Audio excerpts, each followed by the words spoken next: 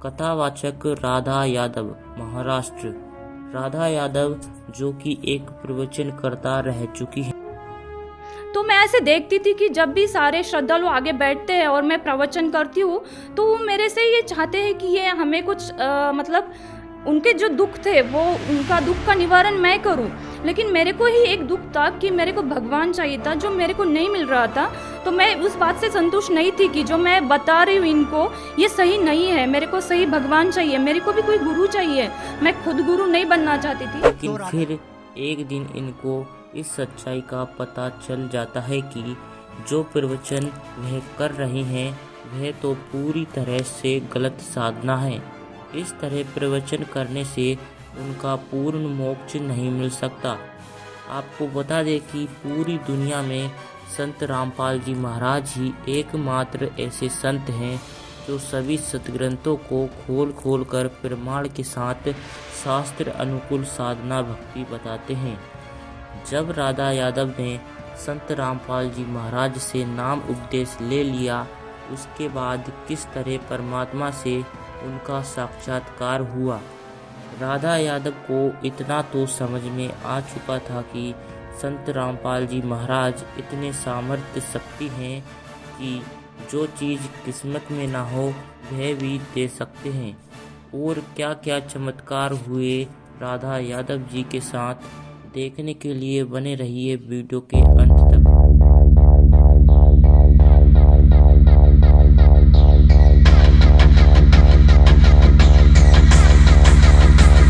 जी नमस्कार। नमस्ते सत साहेब सर। क्या नाम है जी आपका? राधा गणेश यादव। राधा जी कहाँ से आए हैं आप? जिला सातारा, महाराष्ट्र से। जी क्या करते हैं आप? मैं पहले एक कंपनी में अकाउंटेंट थी।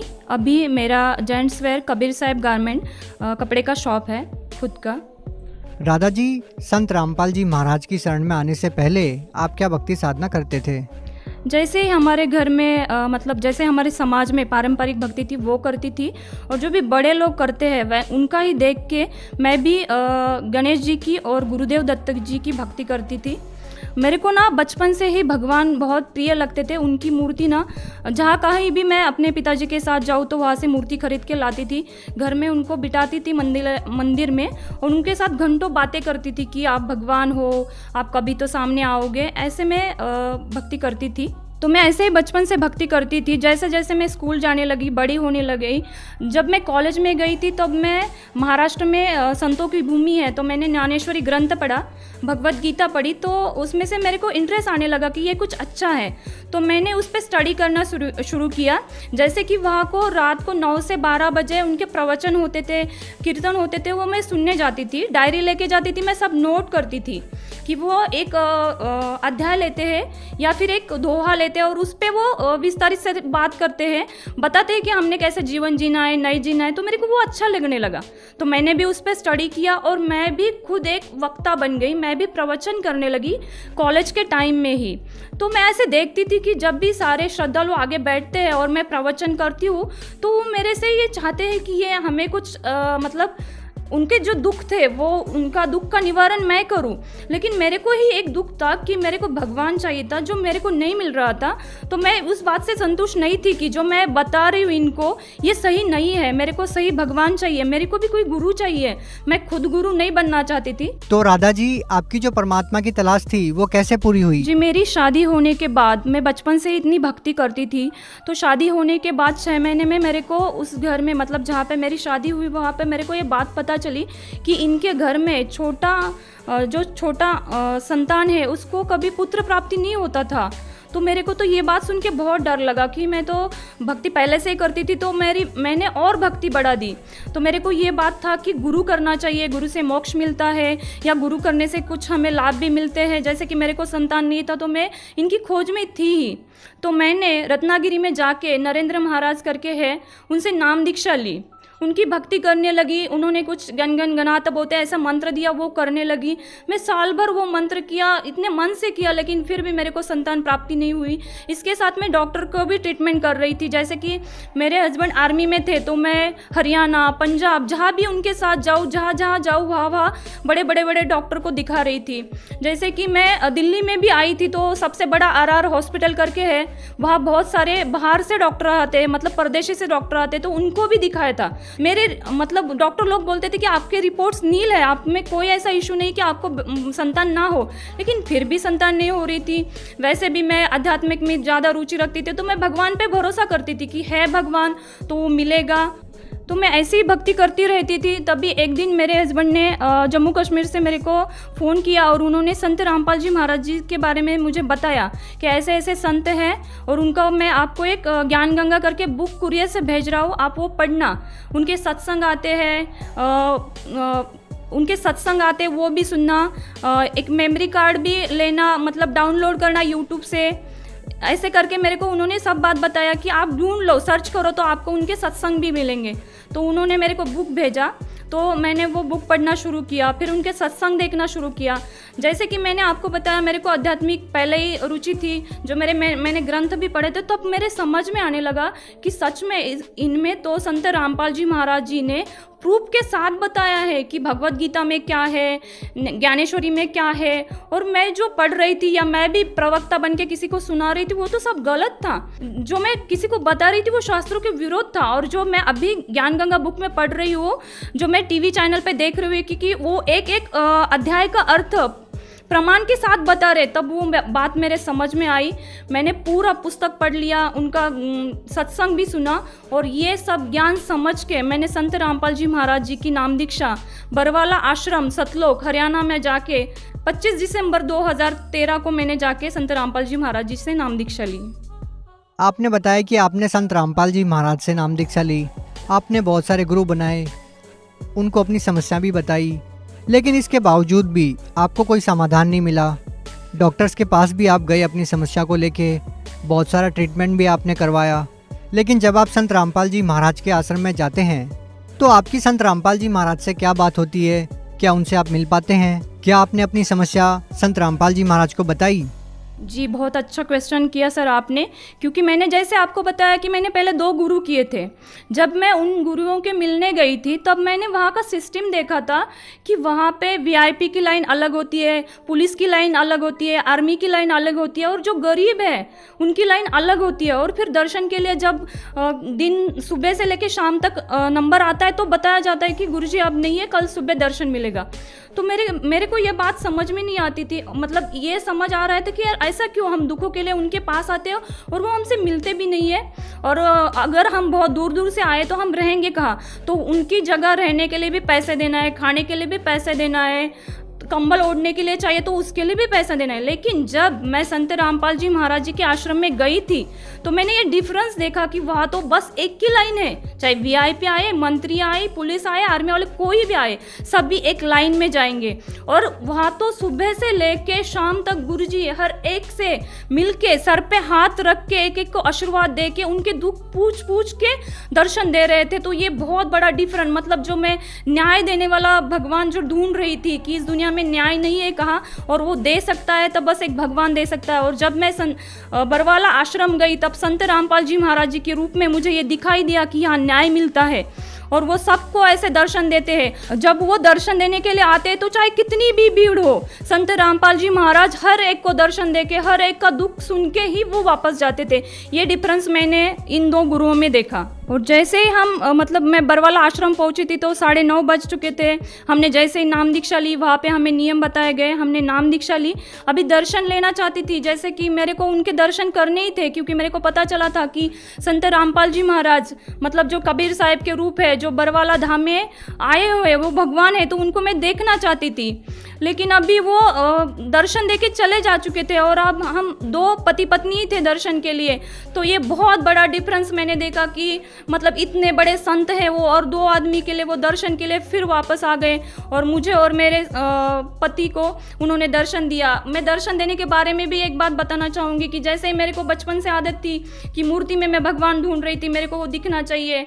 जैसे ही मैं बरवाला आश्रम में मतलब संत रामपाल जी महाराज मेरे को दर्शन देने आए, तब उनका साक्षात दर्शन देखा मैंने, जैसे कि उनके शरीर से रोम रोम ऐसे प्रकाश आ रहा है, जैसे मैंने अभी तक वो टीवी पे ही देखा था, जैसे कि चक्र घूम रहा है। और वो इतने सुंदर दिख रहे थे कि मतलब छोटा बच्चा भी इतना सुंदर नहीं होता, इतना सुंदर मेरा भगवान मुझे दिखाई दिया, जो आज संत रामपाल जी महाराज कबीर साहब के ही रूप है, जो मेरे को बरवाला आश्रम में उन्होंने साक्षात दर्शन देके बताया जी। राधा जी, जैसे आपने बताया कि जब आप सतलोक आश्रम बरवाला में गए तो आपने संत रामपाल जी महाराज का एक प्रकाशमय नूरी रूप देखा, तो हम आपसे जानना चाहेंगे क्या आपको जो 7 साल से इतनी सारी प्रॉब्लम थी, जो आपको बीमारियां थी, क्या संत रामपाल जी महाराज से नाम दीक्षा लेने के बाद, उनके दर्शन करने के बाद आपकी जो समस्याएं थी उसमें भी आपको कोई लाभ मिला? जी, जैसे ही संत रामपाल जी महाराज जी ने मेरे पति को आशीर्वाद दिया, तब उनको, वो आर्मी में बॉक्सर थे, तो वो बॉक्सिंग रिंग में जब खेल रहे थे तो गिर गए थे और उनकी रीढ़ की हड्डी टूट चुकी थी। जैसे उनको आशीर्वाद मिला, 80% उनको राहत तो वहाँ मिल गई। और जैसे वो बाहर आके हम दोनों ने बात किया संत रामपाल जी महाराज जी के बारे में, तो उन्होंने बताया कि संत रामपाल जी महाराज जी ने बोला है कि अभी आप मतलब जो परमेश्वर से मांगा है वो आपको मिला है। तो उसके हफ्ते बाद ही मैंने अपना प्रेगनेंसी चेक किया, तो मैं पॉजिटिव थी और मेरा प्रेगनेंसी स्टार्ट हो चुका था। ये सब संत रामपाल जी महाराज जी के मंत्र लेने से, उनके आशीर्वाद से ही मुझे मिला था, जो कि मैं 7 साल पहले इतना भक्ति करती थी, इतने गुरु किए थे, मतलब मैं बहुत बचपन से भक्ति करती थी, तब भी मेरे को किसी भगवान से ये नहीं मिला। लेकिन जब संत रामपाल जी महाराज जी से मैंने ऐसे अरदास किया, संत रामपाल जी महाराज जी के आशीर्वाद से संतान प्राप्त हुई। संत रामपाल जी महाराज जी की जब से नाम दीक्षा लिए तब से बहुत सारे, मतलब रोज़ डेली उनके लाभ होते हैं। लेकिन फिलहाल ये अभी एक जो इंसिडेंस हमारे साथ हुआ है वो बहुत बड़ा हुआ है, मैं बताना चाहूँगी जी। अभी 30 मार्च 2021 को मैं और मेरे हस्बैंड कोविड पॉजिटिव हुए। मेरी हालत तो ठीक थी, लेकिन मेरे हस्बैंड की हालत बहुत ख़राब थी। उनका 23 स्कोर था और वो बिल्कुल भी ऑक्सीजन नहीं ले पा रहे थे। आईसीयू में 7 दिन मैं उनके साथ थी, मतलब जैसे उनका ऑक्सीजन निकाल जाए तो मछली की तरह तड़प रहे थे और इतने सीरियस थे मेरे पति। तो एक दिन डॉक्टर ने बोला कि अभी इनका ऑक्सीजन लेवल 100 सैचुरेशन रखने के बाद भी इनको सांस लेना नहीं आ रहा है, तो भी यहाँ से गला काटना पड़ेगा और यहाँ से नलिया डाल के उनको ऑक्सीजन देना पड़ेगा। मेरे को इस बात से बहुत डर लगा। नहीं, मेरे मतलब जो परमेश्वर की मैं भक्ति करती हूँ, संत रामपाल जी महाराज जी की, तो इसमें से ऐसा तो नहीं होगा। तो मैंने उस टाइम तो डॉक्टर को कुछ भी बात नहीं बोला, मैं शाम को आपसे बात करूँगी ऐसे करके बोला। और जब मैंने प्रार्थना लगाई, मतलब मनोमन आत्मा से प्रार्थना की संत रामपाल जी महाराज जी से कि आपने जीवन दान तो दे दिया, लेकिन आप श्वास बढ़ाना आपके लिए कोई बड़ी बात नहीं, मतलब ये ऑक्सीजन था जो कम पड़ रहा था वो बढ़ाने के लिए आपके लिए कोई बड़ी बात नहीं है।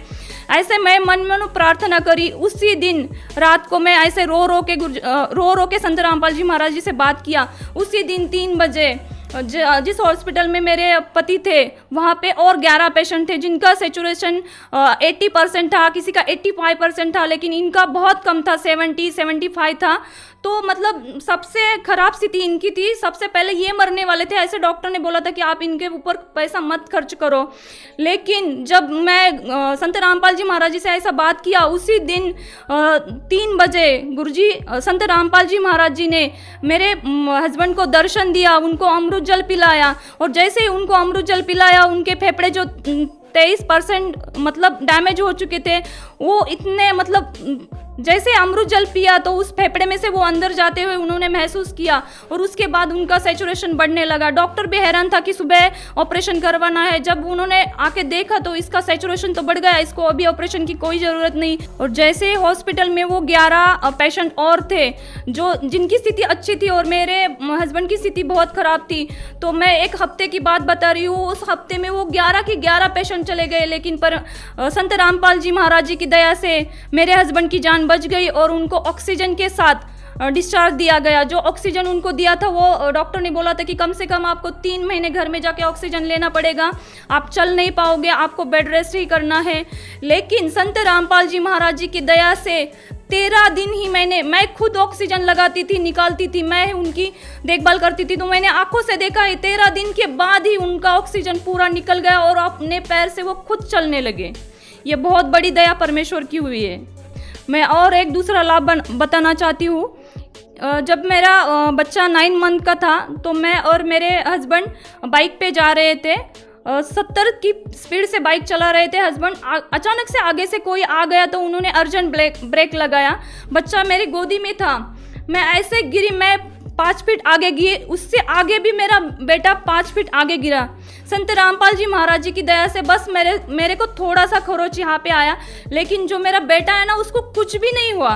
तो ये कितना बड़ा चमत्कार है। इतना छोटा बेटा, मैं उछल के कूदती हूँ, उससे भी आगे बेटा कूदता है तो उसको कितनी चोट आनी चाहिए थी, लेकिन संत रामपाल जी महाराज जी की वजह से उसको कुछ भी नहीं हुआ।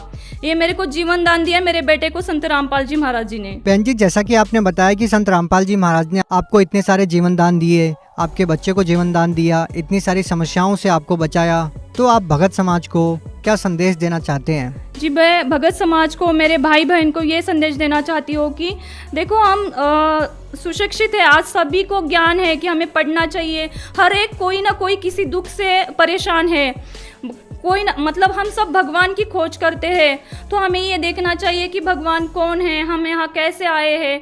तो मैंने भी बहुत सारे किताबें पहले पढ़ी थी तो मेरे को समझ में नहीं आता था कि इसमें कुछ बताया भी है, लेकिन जब ज्ञान गंगा बुक पढ़ी तो मुझे सृष्टि रचना पता चली कि हम यहाँ कैसे आए हैं, ये काल देवता कौन है, हमारे साथ इतने सारे इंसिडेंट्स क्यों घटते हैं, इसके पीछे क्या कारण है, क्या वजह है, हमने ढूंढना चाहिए। लेकिन हम क्या करते हैं, जैसे हमारी पारंपरिक भक्ति है, हम अंधे होके वो भक्ति करते रहते हैं और रोते रहते हैं कि हमारे साथ कुछ भी अच्छा नहीं होता है।